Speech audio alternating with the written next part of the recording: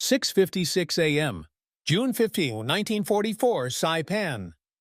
The static hiss from the enemy frequency crackled through Corporal Chester Nez's headset as Japanese voices cut through the white noise, first curious, then openly mocking.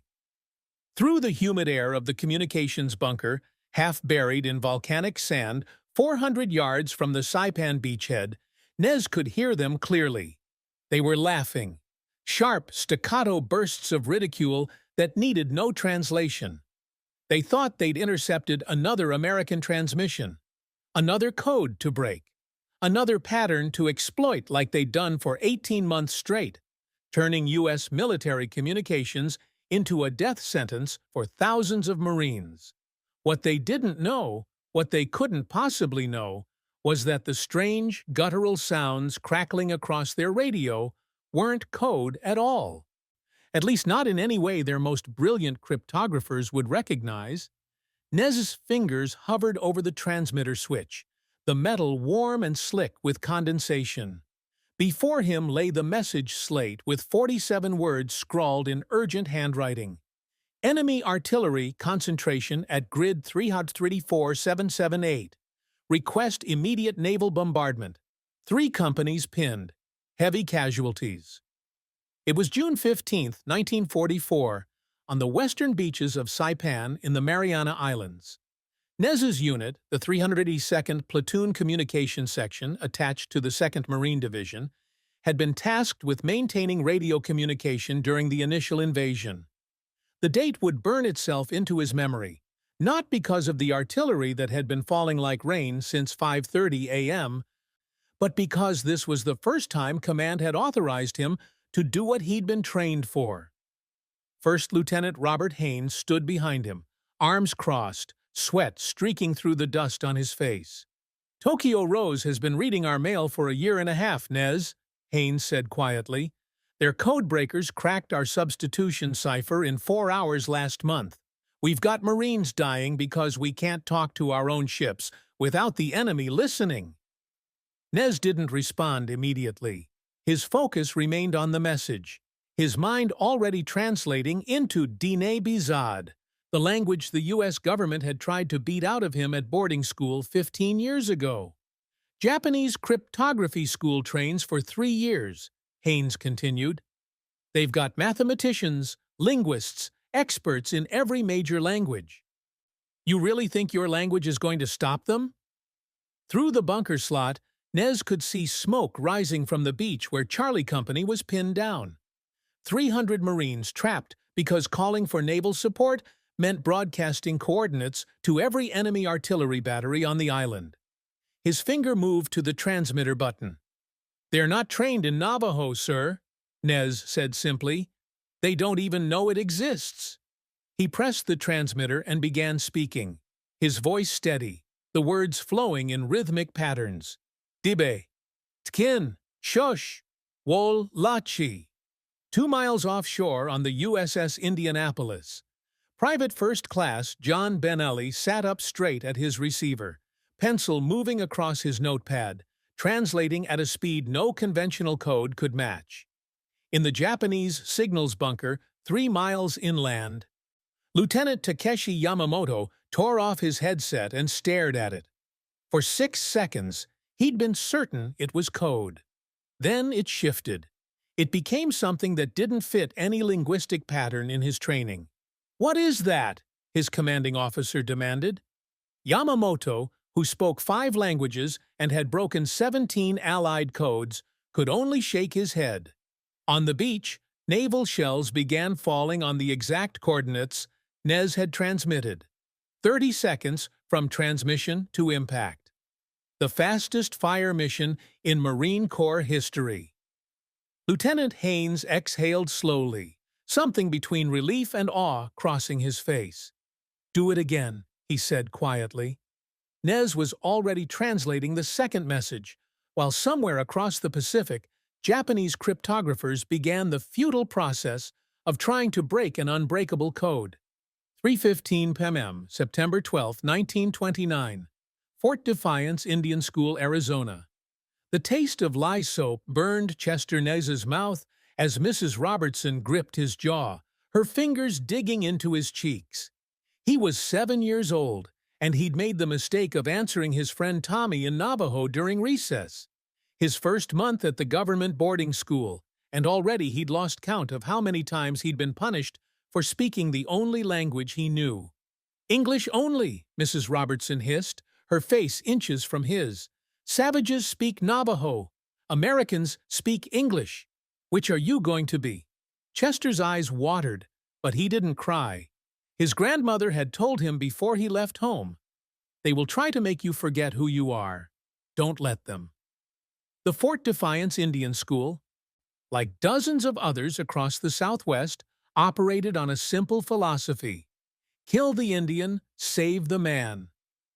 Students had their hair cut, their traditional clothing confiscated, their names changed to proper English ones. Chester had been born Cheschilia Nez. That name was now forbidden. At night in the dormitory, the children whispered to each other in Navajo under their blankets. It was an act of quiet rebellion, a lifeline to home. Chester's bunkmate, a boy from Chinle named John Benally, taught him how to recognize the footsteps of the night monitors, when it was safe to speak, when silence was survival. "My grandfather says our language is sacred," John whispered one night. "He says it has power because it comes from the holy people. The white teachers don't understand. They think they're taking something away." "But you can't take away something that lives here." He tapped his chest.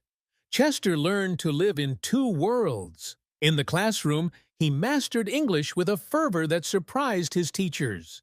He absorbed mathematics, history, and geography. He became the student they pointed to as proof their methods worked.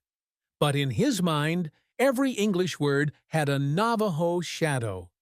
Every lesson was translated, preserved, and protected. By age 12, he could recite the Gettysburg Address in perfect English.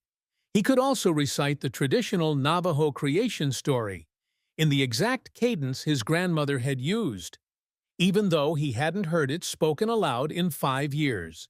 The government wanted to erase his language. Instead, they created something they'd never intended: a generation of Navajo youth who were perfectly bilingual, who could move between two worlds with fluid precision, who understood both the conqueror's tongue and the ancient language the conquerors wanted destroyed. In 1935, Chester graduated from Fort Defiance. His English was impeccable. His Navajo was unbroken.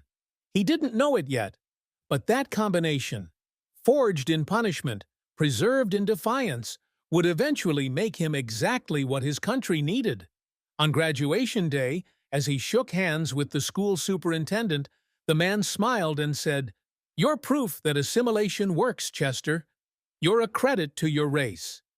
Chester smiled back and said, "Thank you, sir," in perfect English. What he thought in Navajo was, "You have no idea what you've created." 10:30 a.m., May 5, 1942, Window Rock, Arizona.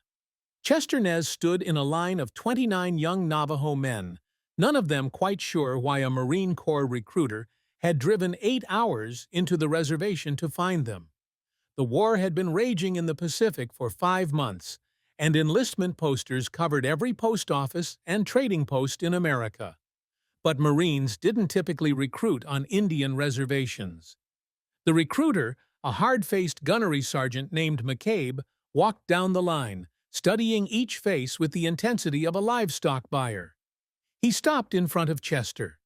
"You speak Navajo?" McCabe asked. "Yes, sir." "Fluently? Not just a few words?" "Fluently, sir. It was my first language." McCabe nodded and moved on. Same question down the line. Every man answered yes.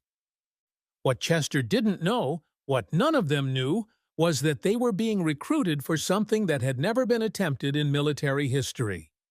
The idea had come from Philip Johnston, a white civil engineer who'd grown up on the Navajo reservation as a missionary's son. Johnston was one of fewer than 30 non-Navajos who spoke the language fluently. He'd approached the Marine Corps with a radical proposition: use Navajo as a battlefield code. The logic was elegant.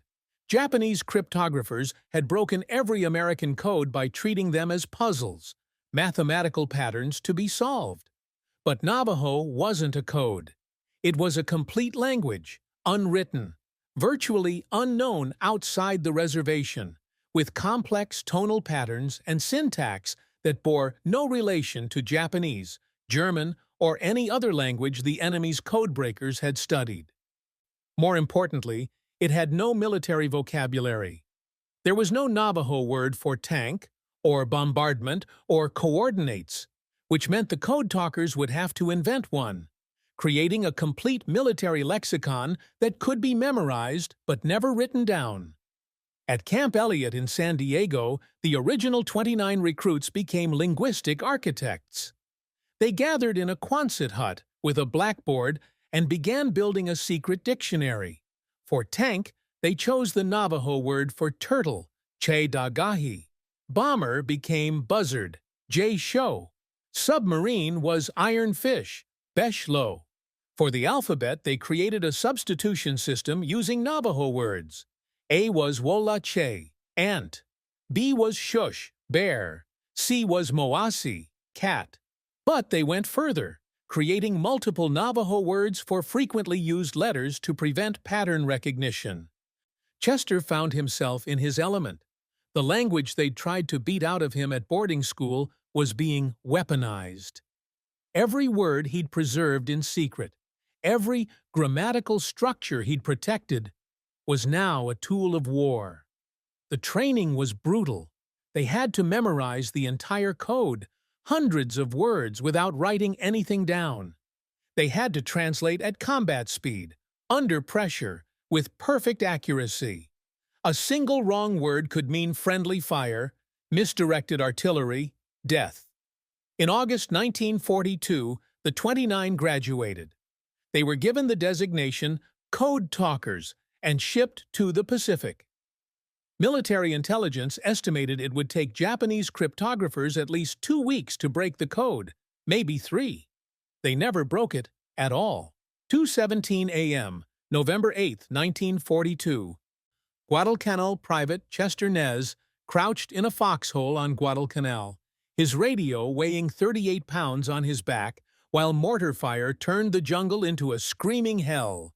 This was his first combat transmission, and his hands were shaking so badly he could barely hold the handset.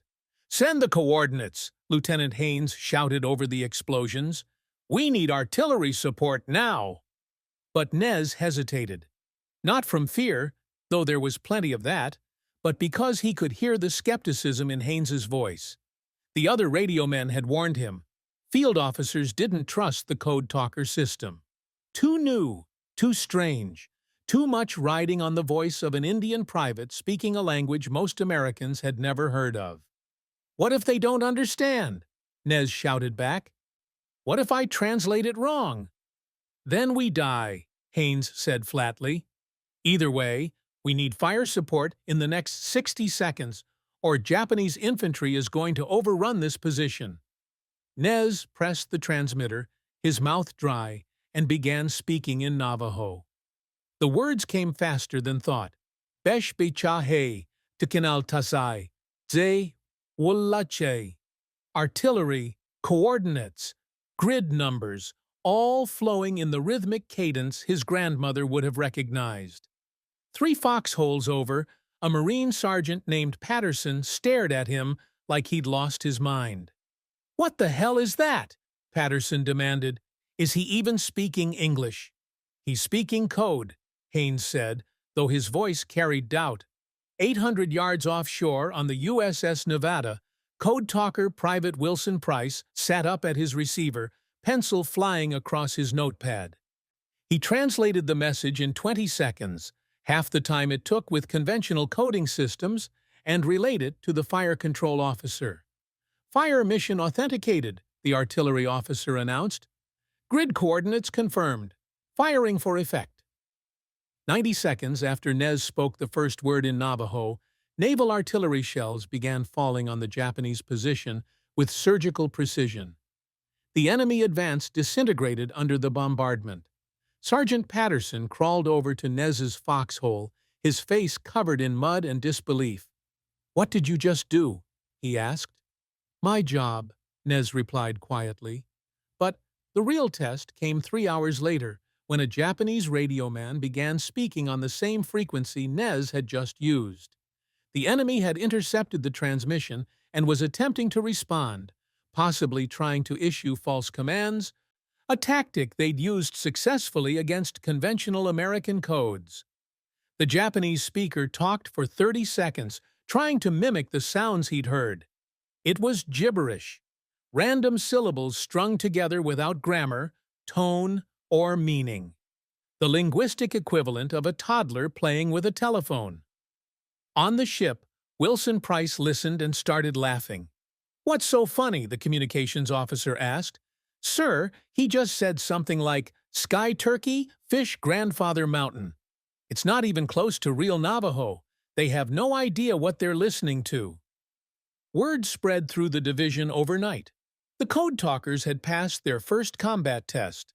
But more importantly, they'd proven something that would reshape the entire Pacific campaign. The Japanese couldn't just break the code. They couldn't even identify what language they were hearing. By dawn, Chester Nez had sent 47 messages without a single error. Not one of them was intercepted or decoded by the enemy. The Marines who doubted him now asked him to teach them how to pronounce his name correctly. 11:45 p.m., December 3, 1942, Imperial Navy Cryptography Center, Tokyo. Lieutenant Takeshi Yamamoto had broken his first Allied code at age 19. By 25, he'd decrypted communications from British, Australian, and American forces with such consistency that he'd been promoted to head the Pacific Signal Intelligence Unit. He spoke English, French, Russian, and Mandarin fluently. He understood linguistic patterns the way musicians understand chord progressions. But the recording playing through his headset made him feel like a first-year student again. "Play it again," he told the technician. The American transmission crackled through for the 7th time. Yamamoto had been studying it for 3 hours, and he was no closer to understanding it than when he'd started. It wasn't English. The phonemes were wrong, the rhythm was wrong, the entire acoustic signature was wrong. His first theory had been that it was a substitution cipher spoken in English, with each word representing something else. But the more he listened, the more certain he became. This was a complete language. But which one? He'd already ruled out the most common possibilities. It wasn't Spanish, French, German, Italian, Russian, or any Chinese dialect. It wasn't Tagalog, Vietnamese, or any of the Pacific Islander languages they'd catalogued. The tonal qualities suggested something indigenous to North America, but his reference materials on American Indian languages were limited to a single, outdated linguistics textbook. "Lieutenant, we've intercepted 43 more transmissions using the same pattern," his assistant reported. "Different voices, same language. They're using it for tactical communications, coordinates, unit movements, supply requests." Yamamoto removed his headset and rubbed his temples. The Americans had stumbled onto something his entire unit was unprepared for. A code that wasn't a code. You couldn't break a language through cryptanalysis. You had to speak it. He wrote a classified report to Imperial Naval Intelligence. Allied forces employing unknown language for battlefield communications. Pattern analysis is ineffective. Linguistic origin undetermined. Recommend capture of enemy radio men for interrogation. 3 weeks later, on Guadalcanal, a Marine code talker named Johnny Manuelito was nearly captured during a night patrol. He destroyed his codebook, a small notebook containing the Navajo military vocabulary, before Japanese soldiers could reach his position. The Americans counterattacked and recovered his body. The notebook was never found by enemy forces.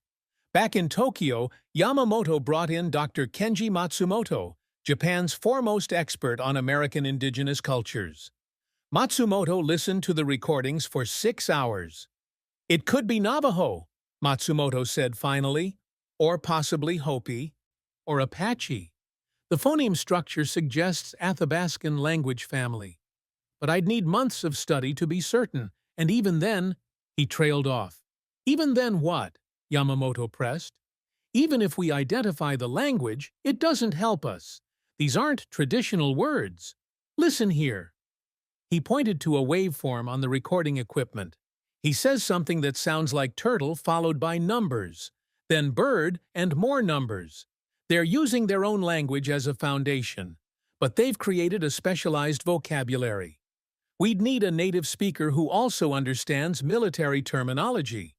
Can we find one? Yamamoto asked. Matsumoto laughed bitterly. Where? The Navajo reservation in Arizona? Even if we could insert an agent, which we can't, there are only about 50,000 Navajo in existence.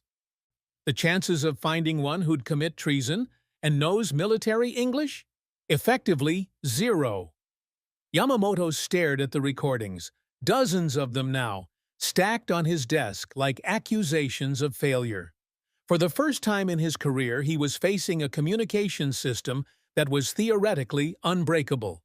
Not because of mathematical complexity or clever engineering, but because of simple linguistic isolation. The Americans had found the one code that couldn't be cracked. A living language that wasn't taught in any school, wasn't written in any textbook, and was spoken by a people the enemy had never studied. In his final report, Yamamoto wrote, "Recommend all units assume American tactical communications are secure. Code-breaking efforts suspended pending capture of native-speaking personnel." That capture never happened. 6:12 a.m., February 23, 1945, Iwo Jima. The volcanic sand of Iwo Jima was already soaked with blood when Corporal Chester Nez hit the beach with the fifth wave of Marines. Above him, Mount Suribachi loomed like a death sentence, honeycombed with Japanese fortifications that had already killed hundreds of men in the first hour of the invasion. Nez carried his radio and his purpose to coordinate the most complex amphibious assault in Marine Corps history. Within the first 48 hours of the Iwo Jima invasion, 6 Navajo code talkers transmitted more than 800 messages without a single error. Every artillery strike, every tank movement, every request for ammunition, medical evacuation, and naval gunfire support went through them. The tempo of battle was so intense that conventional encoding systems, which required 10 minutes or more to encrypt, transmit, and decrypt a message, would have been useless. The code talkers could do it in 30 seconds. "I need fire support on the bunker complex. Grid 556889, a captain screamed at Nez over the sound of machine gun fire. Nez was already speaking into his handset. "Besh becha hey, beal dosi dahi, tikanal tazai." Artillery, bunker, coordinates following. On the command ship offshore, his message was received, translated, and relayed to fire control before a conventional coded message could have been half encrypted. Naval shells began falling within 90 seconds.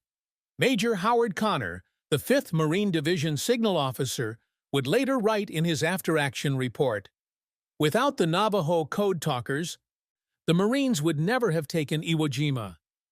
It wasn't hyperbole. The island's defenses were so sophisticated, so deeply entrenched, that every tactical advantage mattered. The Japanese had anticipated American artillery patterns, radio frequencies, even the timing of aerial bombardments. What they couldn't anticipate was the speed and security of Navajo communications.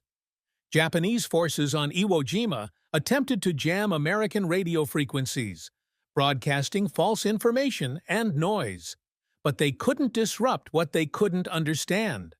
While conventional radio operators struggled with interference and second-guessed decoded messages, the code talkers simply switched frequencies and kept talking. By the 4th day of battle, Nez had transmitted more than 200 messages. He'd gone 48 hours without sleep. Sustained by coffee and adrenaline, and the knowledge that every word he spoke in his grandmother's language was saving American lives. On the morning of February 23rd, Nez was transmitting coordinates for a tank platoon when he heard another code talker, Corporal Henry Bake Jr., send a different kind of message. Atsa, Wolache, Zay. Eagle, ant. Grid numbers. Then, Natsusi, Tabaha Ada Alt-Son. Flag, summit. The flag was going up on Mount Suribachi. Nez looked up from his radio in time to see it. The American flag rising above the volcanic peak, visible across the entire battlefield. Joe Rosenthal's camera captured the moment that would become the most famous photograph of the war. But what history doesn't show is the Navajo voice that transmitted the news to the fleet. Suribachi secured. Flag raised. 3 words in English. 7 words in Navajo. Transmitted in 4 seconds. Received simultaneously by 12 ships and 47 ground units, none of which had to worry whether the message was authentic, whether it had been intercepted, whether Japanese intelligence was using it to plan a counterattack. Because the enemy was still trying to figure out what language they were hearing. By the time Iwo Jima was secured 36 days later, the code talkers had facilitated the deaths of 21,000 Japanese defenders and saved an estimated 8,000 American lives through the speed and accuracy of their communications. Chester Nez walked off that black sand beach with shrapnel scars and a bronze star he wasn't allowed to tell anyone about. The code was still classified. His heroism was still secret. But the war was almost over, and he'd helped win it in a language they'd once tried to beat out of him. 4:30 p.m. August 15, 1945, Naval Base, San Diego. The war was over. Across America, celebrations erupted in streets, bars, and town squares. Sailors kissed nurses in Times Square. Church bells rang in small towns across the Midwest. But in a classified briefing room at the San Diego Naval Base, Corporal Chester Nez and 200 other Navajo code talkers received a very different message. You will never speak of what you did. Colonel James Patterson stood before them, his face grave. The Code Talker program remains classified at the highest level. You are forbidden from discussing your service, your training, or the existence of the code with anyone outside this room. That includes your families, your friends, and any future military personnel. The penalty for disclosure is court-martial. Nez felt the words like a physical blow. They'd helped win the war in the Pacific. They'd transmitted more than 800,000 messages without a single decode by enemy forces. They'd saved tens of thousands of American lives, and they were being ordered to bury it. But, sir, one code talker asked, the war is over. Who are we keeping it secret from? The next war, Patterson replied simply. The code worked because the enemy had never heard of it. That advantage doesn't disappear just because we beat Japan. There are other adversaries, other conflicts. Your code may be needed again. So they went home to the reservation carrying a secret they couldn't share. While other veterans returned to parades and gratitude, the code talkers returned to silence. Chester Nez moved back to the reservation outside Albuquerque. He enrolled in college on the GI Bill, studying art and education. He worked as a painter, a teacher, and a janitor. He married, had children, and built a quiet life. And for 23 years, he never told anyone what he'd done. His children asked about the war. He said he'd been a radio man. They asked if he'd done anything important. He said he'd done his duty. The Bronze Star went into a drawer. The memories went somewhere deeper. It was a peculiar kind of torture to have participated in something historically significant and be forbidden from acknowledging it. Other Marines shared war stories at VFW halls. Code talkers shared silence. Some struggled with what we'd now call PTSD, carrying trauma they couldn't discuss because discussing it meant revealing the classified nature of their service. They'd been warriors who became ghosts, heroes erased from their own history. In 1968, the code was finally declassified, not because the military no longer needed it, but because a new generation of encryption technology had made it obsolete. 23 years after the war ended, the code talkers were finally allowed to speak. But the world had moved on. Vietnam dominated the headlines. The Pacific Campaign was old news. When Chester Nez told people he'd been a code talker, most had never heard the term. "What's that?" they'd ask. "We used Navajo as a military code," he'd explain. "Oh," they'd say politely, not understanding the significance. The recognition came slowly. A handful of historians, a few military researchers. Gradually, the story emerged from classification into sunlight. But for many code talkers, recognition came too late. Of the original 29 who'd created the code in 1942, only a few lived long enough to see themselves honored. Chester Nez watched brothers in arms die in obscurity, their contributions known only to their families and the military personnel who'd served beside them. It would take another 20 years for America to truly understand what had been done in Navajo, on battlefields across the Pacific, by men who'd been punished for speaking that same language as children. The irony wasn't lost on Nez. The government that had tried to erase his language in boarding schools had used it to win a war, then ordered him to never speak of it. Some wounds don't come from bullets. 10 a.m., August 14, 1982, Phoenix, Arizona. Chester Nez stood before a room full of strangers, reporters, historians, military officials, and prepared to do something he'd been forbidden from doing for 37 years. Tell the truth. The Navajo code talkers were finally being publicly recognized. President Reagan had declared August 14th National Navajo Code Talkers Day. The men who'd fought in silence were being invited to step into the light. Nez was 61 years old now, his hair gray, his hands marked by decades of painting and labor. But when he began speaking about the war, his voice carried the same steady cadence it had on Saipan, Guadalcanal, and Iwo Jima. "We were told our language was worthless," he said quietly. "In boarding school, they punished us for speaking it, called it savage, primitive, said it had no place in modern America." He paused, looking at the audience. Then they needed something the enemy couldn't break. And suddenly, our worthless language was the most valuable thing we had. The room was silent. A reporter raised her hand. "Mr. Nez, how did it feel to use Navajo in combat after being punished for speaking it as a child?" Nez considered the question. "It felt like proof," he said finally. "Proof that they were wrong. Proof that our language, our culture, had value they couldn't see. Every message I transmitted was a reminder that what they tried to destroy was actually powerful enough to help win a war." The recognition spread slowly but steadily.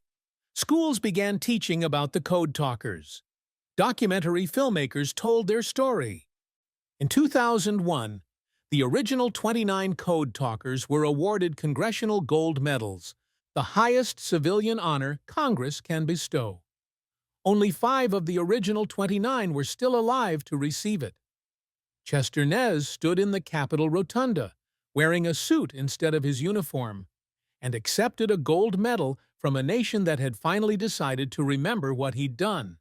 Cameras flashed, politicians shook his hand. The president called him a hero. But the moment that mattered most came afterward, at a small gathering at the Smithsonian. A young Navajo woman, maybe 20 years old, approached him shyly. "Mr. Nez," she said in Navajo, "I'm a linguistics student at Arizona State. I'm studying Navajo language preservation. I just wanted to thank you." "For what?" Nez asked. "For protecting our language when they tried to kill it.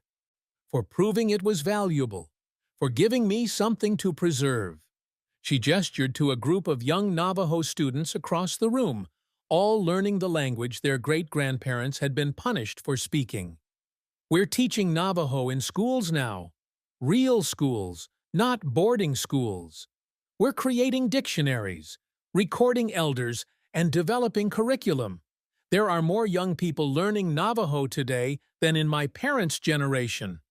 Nez felt something break open in his chest. Not pain, but release.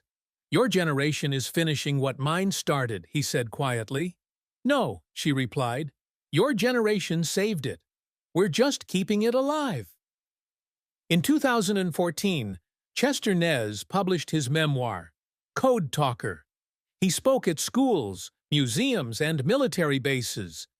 He answered questions from children who couldn't believe that speaking a language could be an act of war. He told them about boarding schools and lye soap and teachers who thought they were civilizing savages. He told them about volcanic sand and radio static, and the moment he realized his grandmother's language could save lives. He told them that sometimes what the world calls worthless is actually priceless. And he told them in both English and Navajo because both languages belong to him, and no one could take them away anymore. Chester Nez died on June 4, 2014, at the age of 93. He was one of the last of the original 29. His funeral was conducted in Navajo, 9:30 a.m., November 20, 2023, National Museum of the American Indian, Washington, D.C. The copper wire sits in a climate-controlled case in the National Museum of the American Indian, coiled next to a World War II-era radio headset and a small, handwritten notebook. The notebook contains the Navajo Code Talker Dictionary, the military lexicon that was never supposed to be written down, preserved now as an artifact of linguistic warfare. Above the display, words are etched in both English and Navajo. The language they tried to silence became the code they couldn't break. Thousands of visitors pass through the exhibit each year. School children press their faces to the glass. Veterans salute. Navajo families stand in quiet reverence. But the real legacy of the Code Talkers isn't in museums. It's in the Navajo language programs now taught in 150 schools across the Southwest. In the Navajo Nation's aggressive language preservation efforts.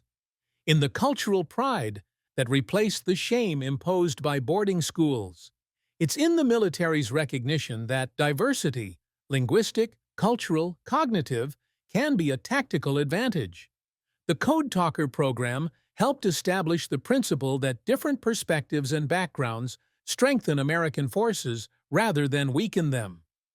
It's in the congressional gold medals, the monuments, the books, and the films that ensure future generations know what Chester Nez and his brothers accomplished. But perhaps most significantly, it's in the simple fact that Navajo survived. In the early 1900s, U.S. policy deliberately targeted indigenous languages for extinction. The boarding school system was designed to erase them within a generation. By most metrics, it should have worked. Thousands of languages have died under similar pressure. Navajo didn't, partly because of cultural resilience, partly because of geographic isolation, but also because, at a critical moment in history, the language proved undeniably, strategically, life-savingly valuable. The Code Talker program didn't save the Navajo language by itself, but it changed the narrative. It transformed Navajo from a primitive dialect to be erased into an unbreakable code, to be celebrated. That shift in perception rippled through generations. Today, Navajo is one of the most widely spoken indigenous languages in North America, with approximately 170,000 speakers. It's taught in universities. It's used in government documents. It's celebrated rather than suppressed. And when young Navajo students learn about the Code Talkers, they learn something their great-grandparents were never taught, that their language is powerful, valuable, and worth protecting. The Japanese radio operators who laughed at those first transmissions in 1944 made a fatal assumption. They believed what they were hearing was random noise, incomprehensible gibberish, a malfunction in American radio equipment. They never considered that it might be a complete language, spoken by a people they'd never studied, weaponized by a nation desperate enough to turn to the very culture it had tried to destroy. That failure of imagination cost Japan the war in the Pacific, but it gave the Navajo Nation something more valuable than military victory: proof of worth, validation that the language they'd protected in whispers and defiance had value the dominant culture couldn't see. Chester Nez's granddaughter, Dr. Jennifer Nez Denadale, is now a historian and professor specializing in Navajo history. She teaches her students about colonization, resistance, and the complex ways cultures survive.